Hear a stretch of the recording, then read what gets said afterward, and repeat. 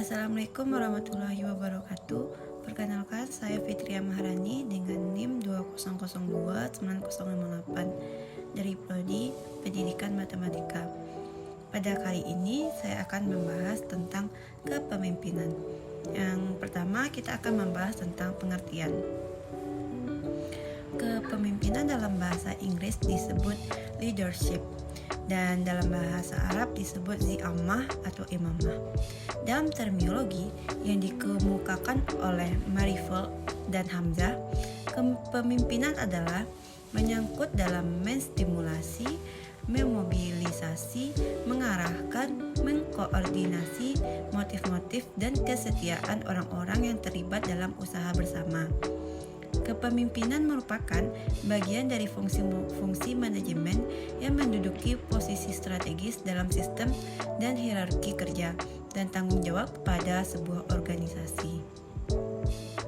Dari beberapa pendapat para pakar, penulis mendefinisikan kepemimpinan adalah suatu usaha untuk mengarahkan, membimbing, dan memotivasi serta bersama-sama mengatasi problem dalam proses pencapaian tujuan suatu organisasi. Baiklah, selanjutnya kita akan membahas tentang fungsi kepemimpinan. Agar kelompok berjalan dalam suatu pekerjaan dengan efektif, pemimpin harus melaksanakan fungsi utama, yaitu yang pertama, fungsi yang berhubungan dengan tugas atau pemecahan masalah, yaitu menyangkut pemberian saran penyelesaian, informasi, dan pendapat.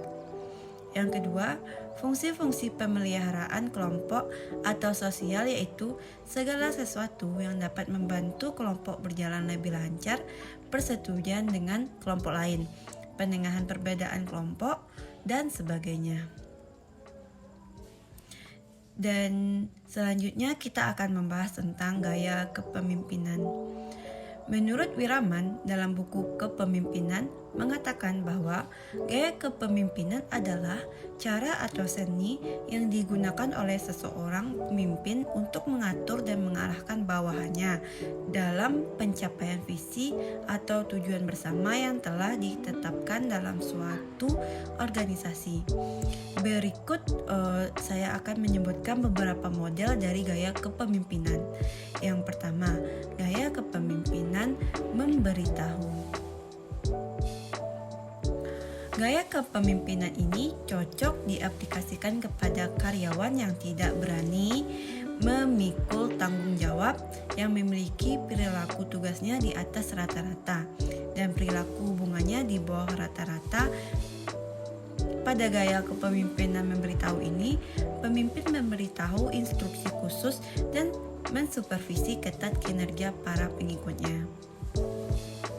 Ciri-ciri gaya kepemimpinan ini adalah yang pertama, memberikan petunjuk secara jelas dan rinci mengenai tugas yang harus dikerjakan para karyawan. Yang kedua, mendefinisikan secara operasional peran pengikut. Yang ketiga, komunikasi sebagian besar satu arah. Yang keempat, pemimpin yang membuat keputusan. Yang kelima, supervisi ketat dan meminta pertanggungjawaban pengikut.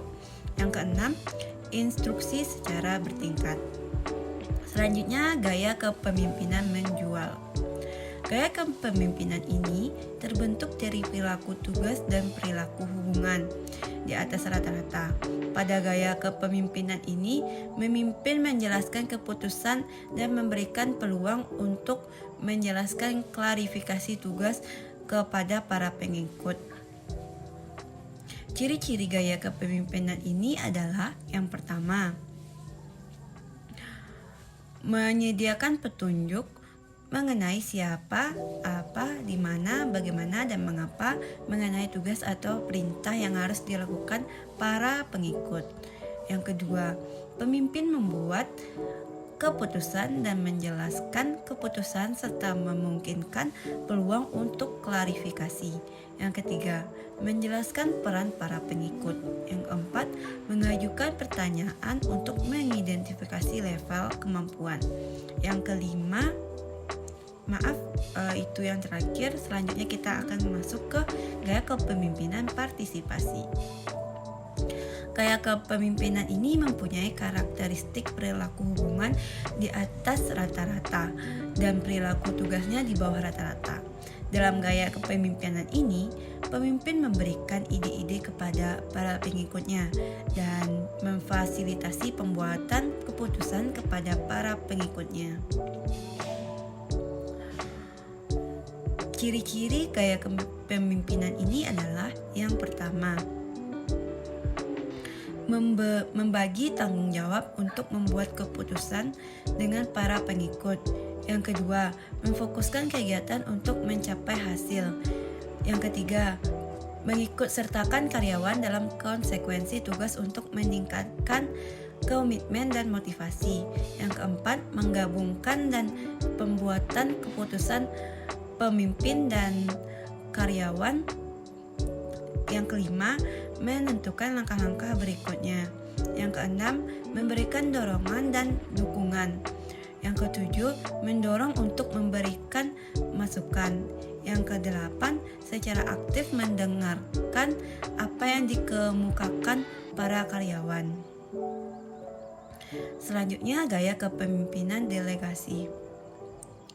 Kepemimpinan mendelegasikan perilaku tugas dan perilaku hubungan di bawah rata-rata. Pada gaya kepemimpinan delegasi, pemimpin memberikan tanggung jawab dan pembuatan keputusan serta pelaksanaan aktivitas kepada para pengikutnya. Berikut ciri-ciri kepemimpinan ini. Yang pertama, mendengar untuk mengevaluasi perkembangan. Yang kedua, mendelegasikan tugas dan aktivitas. Yang ketiga, pengikut membuat keputusan. Yang keempat, mendorong kebebasan untuk mengambil resiko. Yang kelima, supervisi longgar. Yang keenam,